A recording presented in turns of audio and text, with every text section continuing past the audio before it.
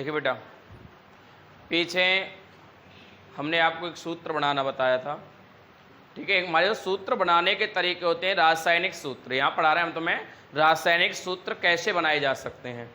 एक तो हमने तरीका बताया है, जैसे मानो सबसे पहले हमें एक सामान्य सूत्र, उसके लिए हमने बताया था कि वहाँ में संयोजकता का सहारा लेना पड़ता है। भाई पहला काम है तत्व की संयोजकता ज्ञात कर लो, और संयोजकता क्या होती है? तत्वों के संयोजन करने की क्षमता। और संयोजकताएं दो प्रकार की होती हैं, धनात्मक और ऋणात्मक। जहाँ 4 से कम है तो धनात्मक होगी या 4 है, और 4 से अधिक है तो ऋणात्मक होगी।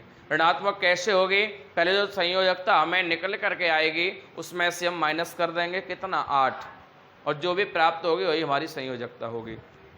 अच्छा, उसके बाद हमने देखा था, जैसे मानो हमने ले लिया कि एल्युमिनियम की क्रिया और हमें ऑक्सीजन से करानी है, ठीक है। तो एल्युमिनियम जो संयोजकता होती है वो +3 होती है, जबकि ऑक्सीजन की -2 होती है। तो हमने आपको बताया था कि क्या करना है भाई, संयोजकता के अकॉर्डिंग हमें रासायनिक सूत्र कैसे बनाने हैं। किससे?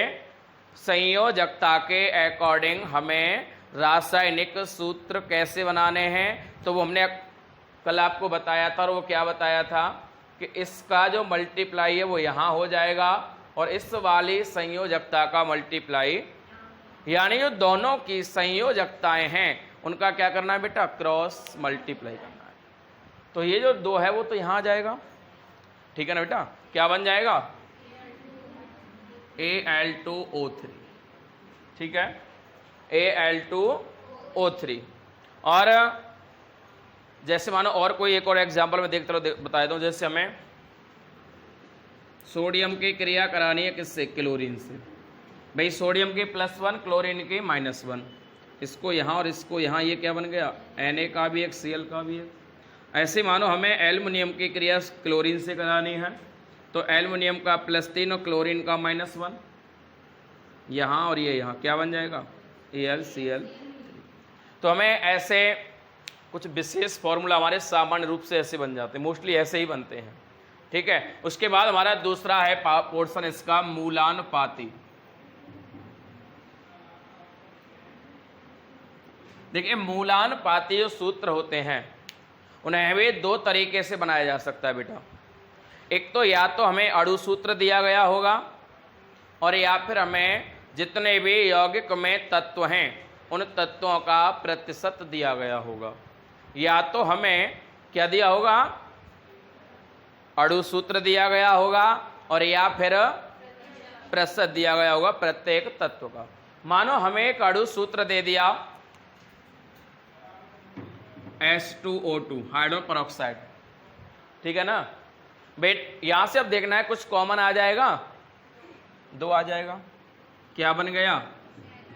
तो ये जो बना कॉमन लेने के बाद जो भी बनेगा यही क्या है? हमारा मूलानुपाती सूत्र है। क्या है? और जो संख्या कॉमन आ जाती है वो क्या है? मोलों की संख्या। मोलों की, और मोलों की संख्या को हम n से डिनोट करते हैं। किससे? और n बराबर होता है W होता है तत्व का या यौगिक का वास्तविक भार, और m होता है आणविक या परमाणु भार, ठीक है। एक चीज और ध्यान दे बेटा, जब हम किसी एक तत्व के लिए निकाल रहे हैं तो उसे परमाणु भार बोलते हैं, और पूरे यौगिक के लिए निकाल रहे होंगे तो उसे अणु भार बोलते हैं बेटा, ठीक है। अब ये जो क्या है, ये क्या है? ये हमारा अणु सूत्र है। क्या है? अणु सूत्र है। और जब उसमें से कॉमन निकाल लेते हैं तो बन जाता है मूलानुपाती सूत्र, और जो संख्या कॉमन आती है उसे बोलते हैं मोलों की। बेटा हमें मान लो हमें सूत्र दे दिया H2O, जल का एक प्रचलित सूत्र है, इसमें से कुछ कॉमन आ जाएगा? कॉमन नहीं आएगा, और कॉमन नहीं आएगा तो अणु सूत्र भी यही है और मूलानुपाती सूत्र भी। चाहे तो इसको वैसे करके या 1 लिख सकते हैं। भाई यदि मोलों की संख्या पूछ ले कि इसमें मोलों की संख्या क्या है, तो 1 तो हम चाहे जहाँ से कॉमन ले सकते हैं, और जब 1 कॉमन आ गया तो 1 हमारी क्या हो गई? मोलों की संख्या हो गई। तो पहला मूलानुपाती सूत्र का एक तो तरीका ये हो गया। जब हमें अणु सूत्र दिया गया होगा तो उसमें से कॉमन लगा करके हम क्या बना देंगे, मूलानुपाती सूत्र बना सकते हैं। और यदि हमें प्रतिशत दिया गया है,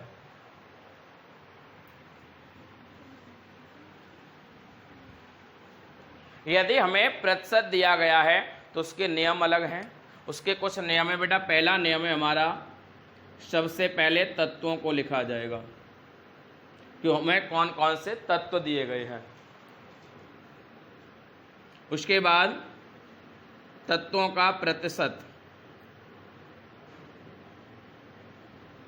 व द्रव्यमान, और फिर हमें एक आपेक्षिक संख्या ज्ञात करनी है। क्या करना है? और आपेक्षिक संख्या बराबर होती है बेटा प्रतिशत बटे द्रव्यमान। हम कह सकते हैं कि प्रतिशत को द्रव्यमान से भाग करके हमें क्या प्राप्त होता है? आपेक्षिक संख्या प्राप्त होती है।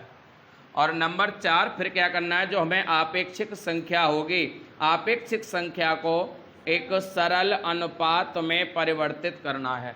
किसमें परिवर्तित करना है? और बेटा देखो, जो अनुपात आएगा सरल अनुपात, वो हमारा फिक्स नहीं होगा। वो क्या होगा? एक नियरेस्ट वैल्यू में, नियरेस्ट वैल्यू में होगा, यानी लगभग में आएगा। हमेशा किस में आएगा? लगभग में आएगा। क्या? सरल अनुपात। देखो बेटा, हमें निकालना है, एक एग्जाम्पल लेते हैं मूलानुपाती सूत्र के लिए। माना देखो, हमने एक बता दिया अभी आपको, किसके लिए? जब हमें अणु सूत्र दिया गया हो। और बात कर रहे हैं यदि हमें परसेंटेज दे रखा है तो कैसे निकालना है।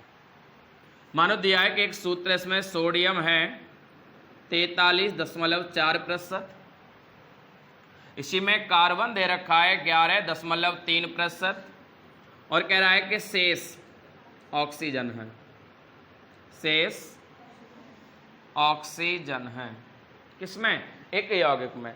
एक यौगिक है जिसमें सोडियम है 43.4%, कार्बन है 11.3% और ऑक्सीजन है शेष, यानी जो भी बचेगी। बेटा कोई भी चीज़ है तो टोटल कितना होता है? 100% होता है। और 100 में से इन दोनों को माइनस कर दो, किसका निकल आएगा? ऑक्सीजन का।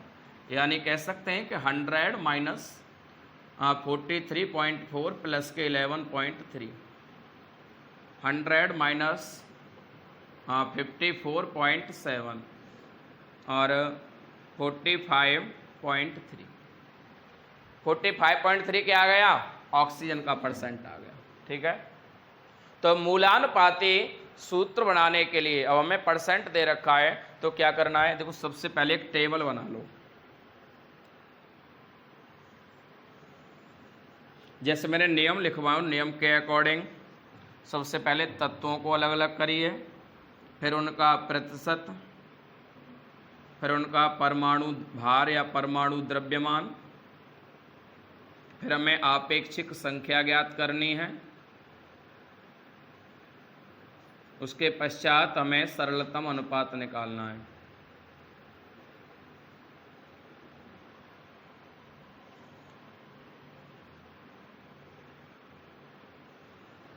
ये हो गया।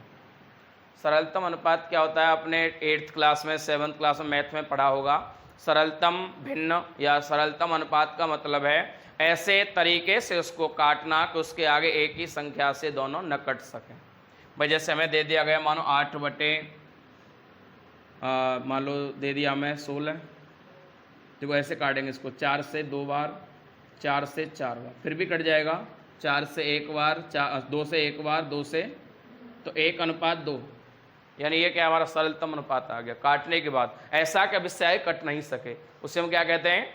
सरलतम अनुपात कहते हैं किसी भी चीज़ का। तो पहले इसको देखिए, तत्व क्या दे रखे हैं हमें? एक तो सोडियम दे रखा है, कार्बन दे रखा है और ऑक्सीजन। सोडियम का प्रतिशत कितना है? 43.4, 11.3, 45.3। बेटा सोडियम का परमाणु भार कितना होता है? 23, कार्बन का 12 और ऑक्सीजन का 16 होता है। ठीक है, अब हमें निकालना है आपेक्षिक संख्या। मैंने अभी पीछे बताया था कि आपेक्षिक संख्या बराबर क्या होता है,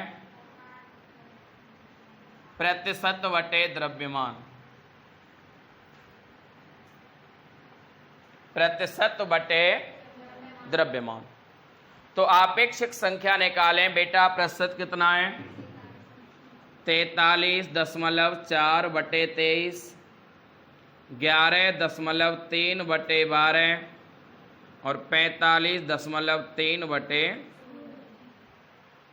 भाग कर लो, 23 दूनी 46, लगभग 2 बार।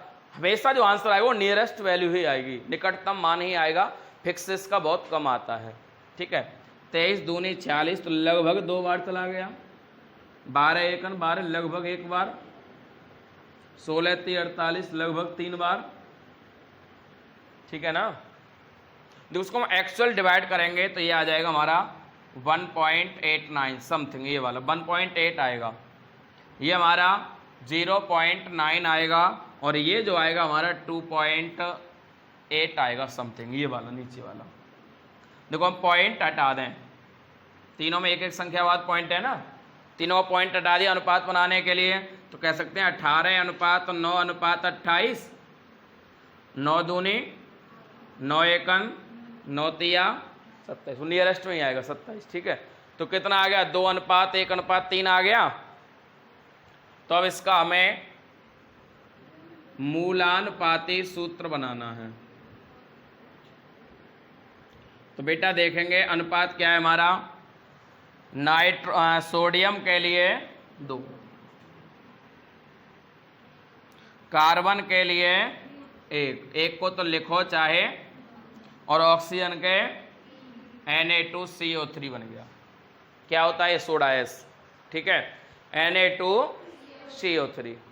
बस देखो कुछ नहीं करना है हमें, केवल यहाँ ये प्रतिशत तो हमें दे रखा होगा और परमाणु भार हमें याद होने चाहिए। जो भी प्रतिशत दे रखा है उसमें भाग कर दो परमाणु द्रव्यमान या परमाणु भार से, और उसके बाद एक अनुपात बन जाता है और अनुपात को लगाते जाओ। Na के साथ 2, C के साथ 1 और O के साथ क्या बन गया, ये हमारा मूलानुपाती सूत्र बन गया। क्या बन गया, क्या बना, सोडियम कार्बोनेट।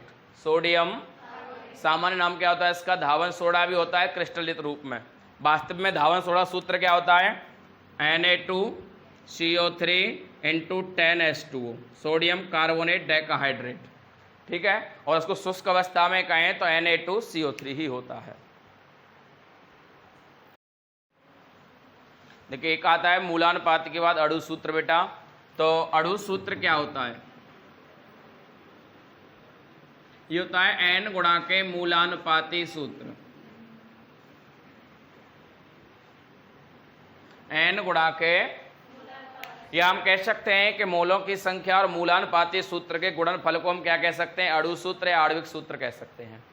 तो ये N तो हमें निकालना आता है, पीछे हम निकाल चुके हैं। क्या होता है W/M, यानी वास्तविक भार बटे आणविक भार, और मूलानुपाती सूत्र भी हमने अभी पीछे निकाला है। तो बस हमें पहला काम है कि पहले हमें जो परसेंट दे रखा है उस प्रतिशत को यूज करके हमें निकालना है मूलानुपाती सूत्र, और फिर हमें निकालना है यौगिक के मोलों की संख्या, और मोलों की संख्या से इसमें कर देंगे गुणा, क्या बन जाएगा, अणु सूत्र। तो एक मानो हमें एग्जाम्पल दिया है कि एक कार्बन है 40%, हाइड्रोजन 6.3% और शेष ऑक्सीजन है। शेष मतलब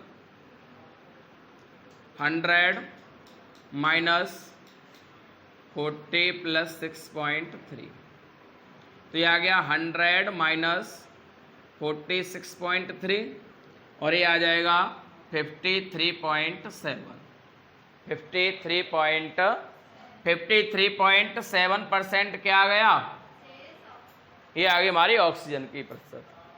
तो हमारे पास 3 तत्व दे रखे हैं, कौन कौन से, कार्बन है, हाइड्रोजन है और ऑक्सीजन है। इन सभी तत्वों का प्रयोग करके हमें अणु सूत्र बनाना है, और बेटा अणु सूत्र का फॉर्मूला है N गुणा के मूलानुपाती सूत्र।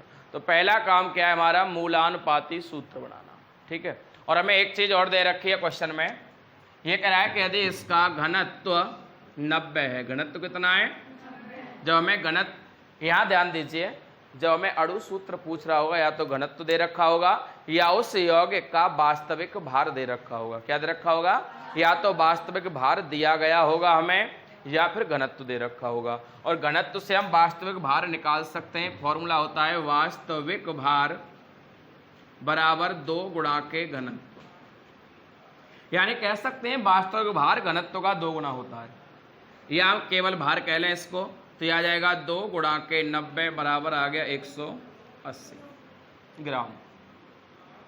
ठीक है, या हम n बराबर ऐसे भी कह सकते हैं बेटा, यहां चलो बाद में बता देंगे, पहले सबसे पहले टेबल बना लो एक। या हमें तत्व लिखने हैं, फिर प्रतिशत, फिर द्रव्यमान और आपेक्षिक संख्या, उसके बाद सरल अनुपात।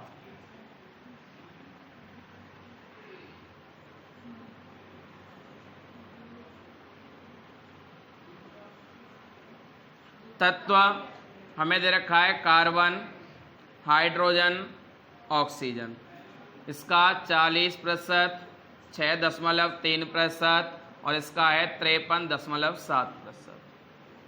द्रव्यमान कार्बन का 12 होता है, हाइड्रोजन का 1 होता है और ऑक्सीजन का 16। आपेक्षिक संख्या निकालेंगे तो 40/12, 6.3/1 और ये आ गया 53.7/16। तो हम कह सकते हो 12 तिया 36, लगभग 3 बार गया बेटा, एक से तो इतनी बार जाएगा, लगभग 6 ही कहेंगे इसको हम भाई। इसमें यहाँ जो अनुपात आएगा वो पूर्ण संख्या होनी चाहिए। क्या होनी चाहिए, पूर्ण संख्या बेटा। 16 तिया 48, ये कितना आ गया, तो इसको हम देखो, ये आ गया हमारा 3:6:3, 3 एकन 3, 3 दूनी 3 एकन, तुम्हारा अनुपात क्या बन गया, 1:2:1 बन गया। तो सूत्र क्या बन जाएगा बेटा, यानी मूलानुपाती सूत्र। सी, देखो सी का कितना बन गया, 1, और हाइड्रोजन का 2 और ऑक्सीजन का, तुम्हारा मूलानुपाती सूत्र बन गया CH2O। अब हमें बनाना क्या है, अणु सूत्र बनाना बेटा। और अणु सूत्र के लिए हमें निकालना क्या पड़ेगा, सबसे पहले n का मान निकालना पड़ेगा। क्या निकालना पड़ेगा, तो वही सूत्र क्या है, n गुणा के मूलानुपाती। और मूलानुपाती तो हमारे पास बन गया, बचा क्या, n, और n बराबर क्या होता है, W/m, और W हमारे पास है 180। हम ऐसे भी कह सकते हैं n बराबर के यौगिक का भार बटे मूलानुपाती सूत्र का भार। ठीक है, तो यौगिक का भार तो 180 आ गया ना, और मूलानुपाती सूत्र इसका भार निकाल लो, परमाणु द्रव्यमान।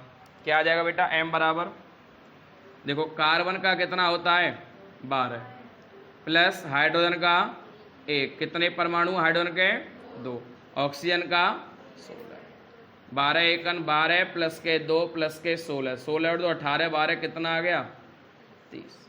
m का मान कितना आ गया, ध्यान रखिए, जो हमें वास्तविक भार है W का मान वो तो दे रखा होगा, या हम घनत्व दे रखा हो तो ऐसे निकाल लेंगे। m का मान जो होगा वो मूलानुपाती सूत्र का परमाणु भार होगा, अणु भार होगा। किसका, मूलानुपाती सूत्र का अणु भार कितना आ गया 30। तो n बराबर कितना आ गया बेटा, 180/0 से 0, 3 छिक्के, n बराबर कितना आ गया 6। अणु सूत्र लिख दो, n गुणा के मूलानुपाती, n का मान 6 और मूलानुपाती CH2O, 6 से गुणा कर दो, C के 6, H के 12, O के, ये क्या बन गया हमारा, अणु सूत्र बन गया। क्या बन गया, क्या बने अणु सूत्र, C6H12O6।